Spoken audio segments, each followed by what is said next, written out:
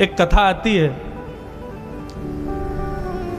10 दिन हो गए थे युद्ध होते होते, कौरवों की सेना खत्म हो रही थी, पांडवों की सेना यथावत थी।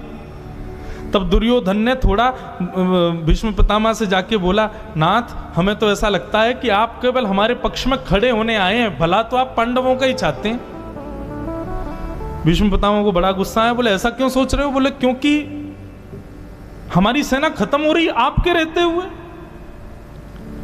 भीष्म पितामह बोले, देखो तुमने मुझ पे आरोप लगाया है कि मैं पांडवों का पक्षधर हूं। चल आज रात्रि को अपनी पत्नी को मेरे पास भेजना, मैं जैसे ही भजन साधन करके उठूंगा, अपने संपूर्ण जीवन के भजन साधन से उसको अखंड सौभाग्यवती भव का आशीर्वाद दे दूंगा, नहीं मरेगा तू। सारे कौरव मिलकर, सारे पांडवों की सेना मिलकर के भी तुझ पे बाण छोड़ेगी तो तू नहीं मरेगा। भीष्म पितामह का आशीर्वाद लगेगा तेरी पत्नी को।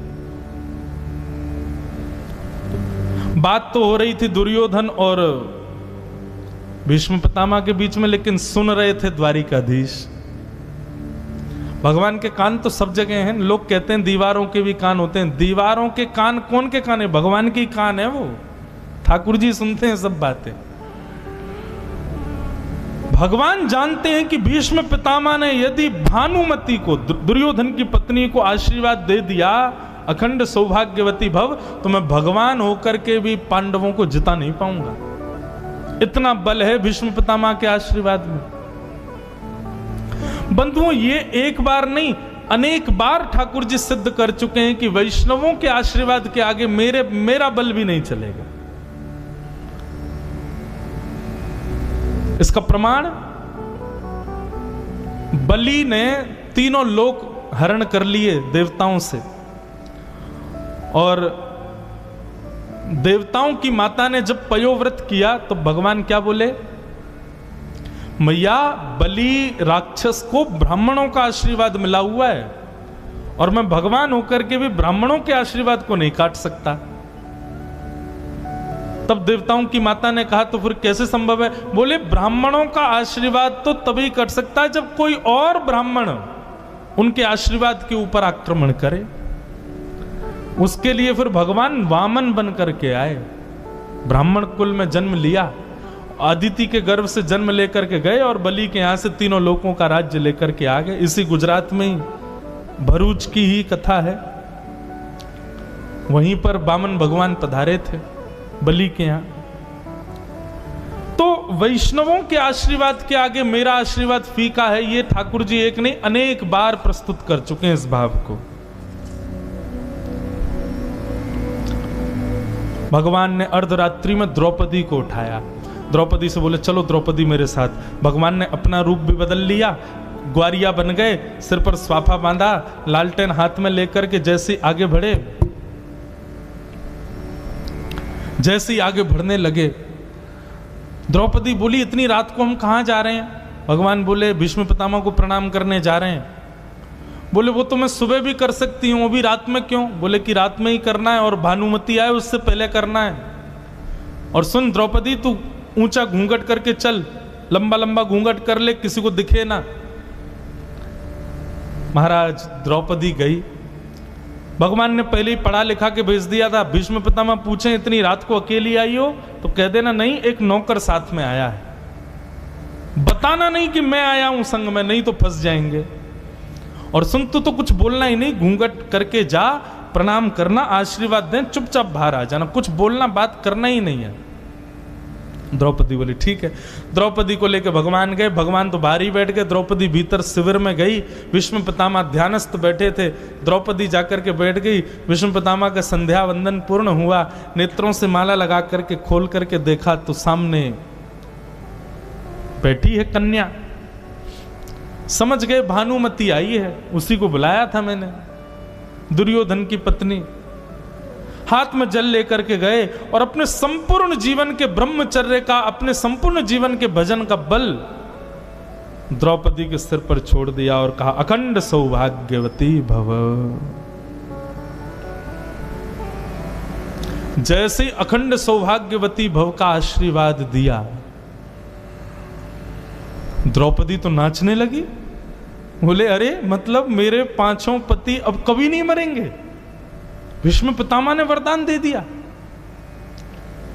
कहीं ऐसा ना हो कल को यही अर्जुन और युधिष्ठिर के पीछे बाण लेके भागें तो इनको बता दूं कि भैया जिम्मेवारी तुम्हारे ऊपर है, यदि पांचों में से एक को भी खरोंच आई तो मैं तुमसे पूछूंगी। द्रौपदी ने तुरंत घूंघट उठा लिया और कहा पितामह तो फिर ध्यान रहे, जब तक महाभारत युद्ध चल रहा है पांचों की रक्षा की जिम्मेवारी आपकी। भीष्म पितामह बोले द्रौपदी मैंने तो भानुमति को बुलाया था, तुम कहां से आ गए? द्रौपदी बोली मैं आपकी पुत्र वधू नहीं हूं, मुझे भी तो आशीर्वाद का अधिकार है ना। भीष्म पितामह बोले मुझे पहले से ही लग रहा था कि मैं भानुमति को आशीर्वाद दे तो दूंगा, लेकिन विधि का विधान तो पांडवों की विजय है, वो कैसे होगा? और आज मैंने देख भी लिया कि वो हो गया है। भावुक हो गए भीष्म पितामह, लेकिन तुरंत भीष्म पितामह ने आंखों का रंग बदला, चेहरे का ढंग बदला और थोड़ी भारी आवाज करके बोले द्रौपदी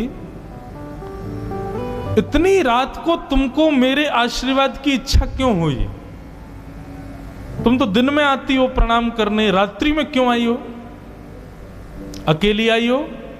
कोई आया है साथ में? अब तो जैसे ही क्रॉस क्वेश्चनिंग की तो घबरा गई द्रौपदी। नहीं नहीं नहीं नहीं, मैं तो अकेली आई हूं, अकेली तो आई हूं, पर वैसे साथ में कोई आया है, पर वो उसका साथ में कोई नहीं, वैसे अकेली हूं पर वैसे आया है। भीष्म तो बोले क्या बड़बड़ा रही हो, कौन आया है साथ में? बोले गोपाल भैया। बोले कौन गोपाल भैया? नौकर है हमारा, गैया चराता है, दूध निकालना है, उसको लेके आई हूं साथ में। भीष्म पितामह बोले जरा मुझको दिखा, बाहर चल, मैं भी तो देखूं कौन सा गोपाल भैया तेरा। बाहर निकल करके द्रौपदी के संग आ गए। द्रौपदी रोके आप क्यों जा रहे हो, आप रहने दीजिए। नहीं नहीं तेरे गोपाल भैया से मिलना है मुझे, दिखा तो सही है कौन। बाहर आए, ठाकुर जी बैठे थे चुपचाप, बोले कि सब भला हो रहा होगा भीतर। द्रौपदी जल्दी आ रहा है, इतनी देर क्यों लगा रही है? इतने में ही भीष्म पितामह ने आके शेर की तरह गर्जना करते हुए कहा कहां है गोपाल भैया? और जैसे ही महाराज भीष्म पितामह की आवाज सुनी, भगवान तो वहीं लुढ़क गए, पटक लग गई ठाकुर जी को। बोले सारी पोल पट्टी खुल गई, सारा बनाया गया हमारा प्लान चौपट हो गया।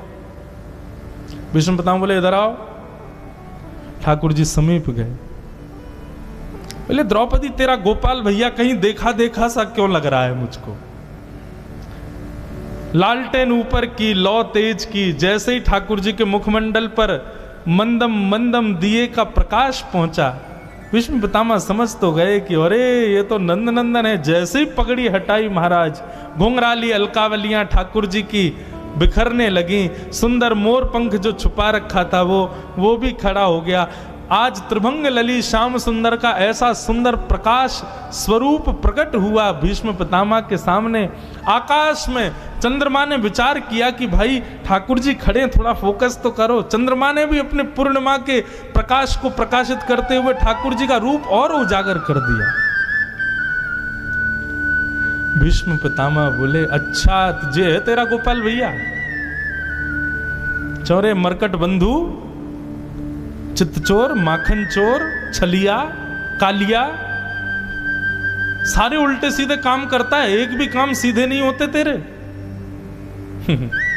ठाकुर जी मुस्कुराने लगे।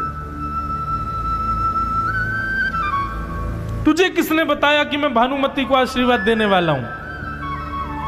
ठाकुर जी बोले हम जय जय हैं, हमको सब पता है कहां क्या चल रहा है। लेकिन देखिए विधि का विधान आप भी नहीं बदल पाए। आशीर्वाद द्रौपदी को ही मिला और अभी तक भी भानुमति आई नहीं है। भीष्म पितामह ने अपने चेहरे का ढंग बदला और द्रौपदी को कहा द्रौपदी मैंने तुझे वरदान दिया है ना अखंड सौभाग्यवती का, इस वरदान की जिम्मेवारी मैं कृष्ण को देता हूं, ये रक्षा करके दिखाए पांचों की। अब यदि पांचों में से किसी का बाल बांका हो तो मुझसे नहीं कहना, इससे कहना, क्योंकि मैंने जिम्मेवारी इसको दे दी। तेरे पति जीवित रहेंगे, जिम्मेवारी कृष्ण की। द्रौपदी ने भगवान को देखा, भगवान बोले कर दिया काम, इसीलिए मैं कह रहा था चुपचाप जाना चुपचाप आना, तेरे को क्या लगी थी, क्यों बोली भीतर जाके। बंधुओं, ये सब लीला, भगवान चाहे तो सबकी रक्षा हो सकती है, लेकिन भीष्म पितामह को अपनी प्रतिज्ञा याद है, शस्त्र धारण करवाना है इनसे। और आज सुबह सुबह ब्रह्म मुहूर्त में ही भीष्म पितामह पहुंच गए दुर्योधन के पास, और दुर्योधन से जाके कहा, दुर्योधन आज युद्ध का नेतृत्व मैं करूंगा, आज मेरी नीति से युद्ध होगा। अभी तक तो भीष्म पितामह हाथ पे हाथ धरे बैठे थे, लेकिन आज जैसे ही उन्होंने नीति बनाई, एक ऐसा चक्रव्यूह बनाया जिसको कोई नहीं तोड़ सकता। आज प्रातःकालीन सूर्य उदय हुआ, भीष्म पितामह कौरवों के आगे सबसे मुख्य प्रधान योद्धा के रूप में खड़े थे। भीष्म पितामह को देखने मात्र से ही आधे सैनिक कांप रहे थे। जैसे युद्ध प्रारंभ हुआ, भीष्म पितामह ने ऐसा युद्ध किया, चंद मिनटों में कौरवों पांडवों की आधी से ज्यादा सेना को खत्म कर दिया, और चक्रव्यूह बना करके बीच में रथ घेर लिया अर्जुन का। और भीष्म पितामह ने बाण निकाल करके प्रत्यंचा पर चढ़ा करके अर्जुन को केंद्र में लेकर के जैसे ही बाण छोड़ने लगे, भगवान ने भीष्म पितामह को देखा। भीष्म पितामह को भगवान इशारा करने लगे, अरे तुमको द्रौपदी को दिया आशीर्वाद याद नहीं है क्या? तो भीष्म पितामह ने भी इशारा कर दिया, बोले जिम्मेवारी तुम्हारी है, बचाओ। जैसे ही बाण अर्जुन की ओर केंद्र में लेकर के छोड़ने के लिए भीष्म पितामह बस एक क्षण में अपना हाथ छोड़ने ही वाले हैं, और बाण आकर के अर्जुन को लगने वाला है, इतने में ही ठाकुर जी को द्रौपदी की स्मृति हुई। ठाकुर जी विचलित हो गए, व्याकुल हो गए, कैसे रोकूं भीष्म पितामह को, क्या करूं, चक्रव्यूह बना है, रथ भार नहीं ले जा सकता मैं। इतने में ही ठाकुर जी ने देखा दूर रथ का चक्का टूटा हुआ पड़ा है। ठाकुर जी बोले, छोड़ो अपनी सारी प्रतिज्ञा आदि, अब तो भीष्म पितामह को रोकने के लिए यही करना पड़ेगा। देख रहे हैं भीष्म पितामह की ओर, ठाकुर जी दौड़े रथ के चक्के की ओर, दोनों भुजाओं से 2 बार में तो केवल रेत ही आई, तीसरे प्रयास में जैसे ही टूटा हुआ रथ का चक्का हाथ में आया, भगवान दौड़े भीष्म पितामह की ओर मारने के लिए उनको। जैसे ही रथ का चक्का हाथ में उठाया, भीष्म पितामह ने अपने धनुष बाण नीचे रख दिए, ताली बजाने लगे, बोले वाह वाह वाह, जय हो, देखो देखो देखो प्रतिज्ञाधारी द्वारिकाधीश को देखो। आप कहो मैं चक्र बिन भूमि हरऊं सब भार। आपने तो प्रतिज्ञा ली थी कि आप बिना शस्त्र के रहोगे पूरे युद्ध में। हमको क्षत्रिय नागिने बोले ही वचन विचार, तुम अकेले क्षत्रिय नहीं हो, मैं भी क्षत्रिय हूं। आइंदा से कभी भी प्रतिज्ञा लो ना तो ऐसी सभा में लेना जहां भीष्म पितामह ना आने वाला हो, क्योंकि मैं आ गया तो मैं तोड़वा दूंगा। बताइए क्यों उठाया आपने शस्त्र? और बंधुओं, आप कहेंगे प्रतिज्ञा तोड़ना इतनी बड़ी बात हो गई। हाँ, शास्त्रों में आज्ञा है, यदि क्षत्रिय प्रतिज्ञा ले ले और उसको पूरा ना करे तो उसको नरक जाना पड़ता है। क्षत्रिय प्रतिज्ञाबद्ध होता है, उसको प्रतिज्ञा पूरी करनी चाहिए। डार चक्र हरि हस पड़ो दियो उत्तर ब्रजराज। ठाकुर जी ने रथ का चक्का दूर फेंक दिया, मुस्कुराने लगे और भीष्म पितामह से बोले, डार चक्र हरि हस पड़ो दियो उत्तर ब्रजराज। आज तजी प्रतिज्ञा मोरी मैं तोरी प्रतिज्ञा काज। भीष्म पितामह, आपने क्या प्रतिज्ञा ली थी कि यदि वासुदेव द्वारिकाधीश ने महाभारत युद्ध में चक्र नहीं उठाया, शस्त्र नहीं उठाया, तो मेरी मृत्यु जब हो तो मैं किसी को मुख नहीं दिखाऊंगा, उल्टा गिरूंगा नीचे, और मैं शंतनु और गंगा का बेटा नहीं। पितामह, यदि मैं शस्त्र नहीं उठाता तो आपके रोम रोम में जब बाण लगते ना तो आप चित्त गिरते, चेहरा नीचे होता, और आपकी अंतिम स्थिति जो थी, अंतिम इच्छा जो थी कि मरते हुए मेरा दर्शन करना, वो आप कैसे करते ठाकुर जी, कैसे करते पितामह? आप किसी को मुख नहीं दिखाओगे, ये आपकी प्रतिज्ञा थी। यदि मैंने शस्त्र नहीं उठाया तो आप उल्टे जब नीचे गिरते तो फिर मेरा दर्शन कैसे करते अंतिम क्षण में? आपकी इच्छा मृत्यु थी कि अंतिम समय में मुझे द्वारिकाधीश को देखना है, तो उसके लिए तो आपको ऊपर मुख करके मरना पड़ेगा ना, और ऊपर मुख करके आप तभी मरोगे जब मैं शस्त्र उठाऊंगा, इसलिए मैंने शस्त्र उठाया। आज भीष्म पितामह के नेत्रों से आंसुओं के गंगा यमुना बह रही है कि ठाकुर जी आप कितने प्रेमी हो, कितनी लाज रखते हो अपने भक्तों की। मैं भूल गया था कि मेरी प्रतिज्ञा में क्या छुपा है, पर आपको याद था कि कहीं ये चित्त गिरा तो अपने अंतिम लक्ष्य को पूर्ण नहीं कर पाएगा, मृत्यु से pहले मेरा दर्शन नहीं कर पाएगा। आपने इसलिए अपनी प्रतिज्ञा को तोड़ दिया ताकि मैं पट गिरूं, आपका दर्शन कर सकूं। भीष्म पितामह बोले मैं कहां तक कहूं, आज मैं बाणों की सैया पर जीवित बैठा हूं, आपको देख रहा हूं, यह भी आपकी कृपा है, मेरी सामर्थ्य नहीं है। आपने शस्त्र नहीं उठाया होता तो मैं ये भी नहीं कर पाता।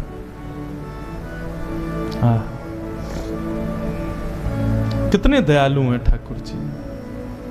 भीष्म पितामह ने भगवान की स्तुति गाई, और स्तुति गाते हुए अंतिम अपनी स्तुति के भाग में भीष्म पितामह ने ब्रज को याद किया और कहा नाथ ऐसी कृपा कर देना कि मेरा अगला जन्म ब्रज में हो।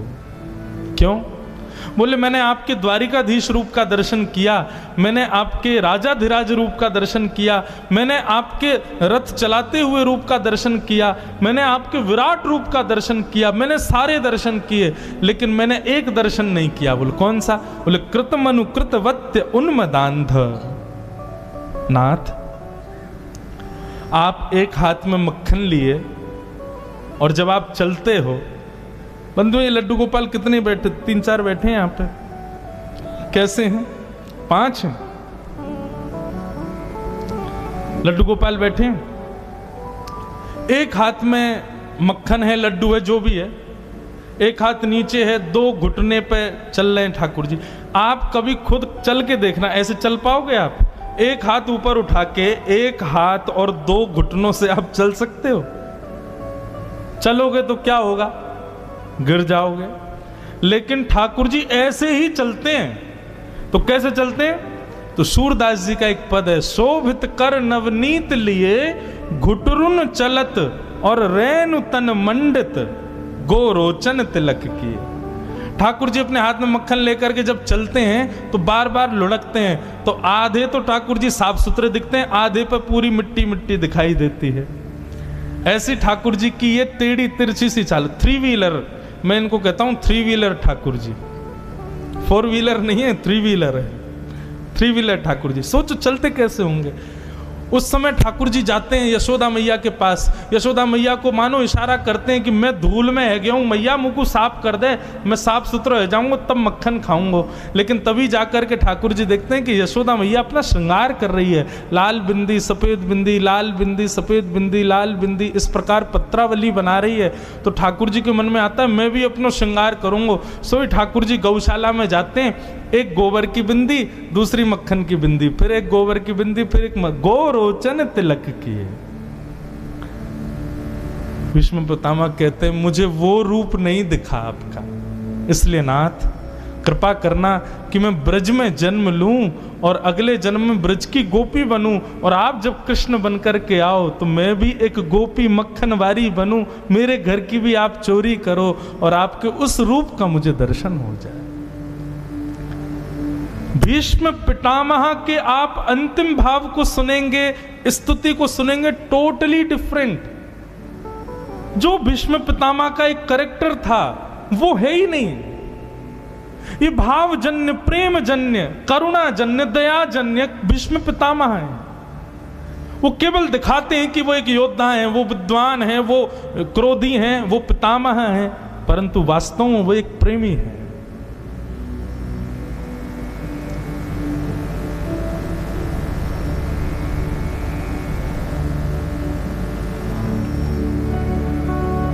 हरि हम कब होंगे ब्रजवासी। गाओ हरि हम कब होंगे। भीष्म पितामह कह रहे हैं हरि हम कब होंगे ब्रजवासी, हरि हम कब होंगे